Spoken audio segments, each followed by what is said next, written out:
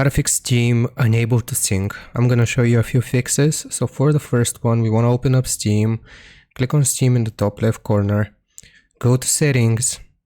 Here we will go to cloud and make sure that enable Steam cloud is actually turned on. So that's the first fix. For the second fix, we want to go to storage, no, actually downloads here. So go to downloads and we want to click on clear cache here.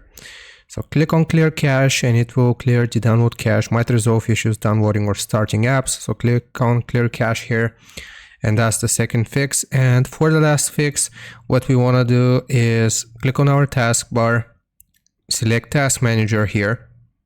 Then we want to find the Steam client from our apps here and just click on end task.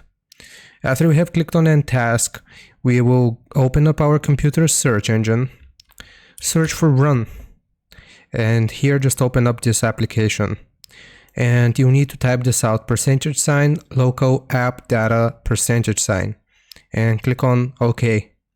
From here we will need to locate the Steam folder, so start typing S until you are able to locate the Steam folder.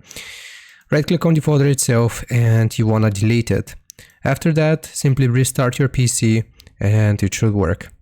I hope this helps you out. Leave a like and sub and I'll see you next time.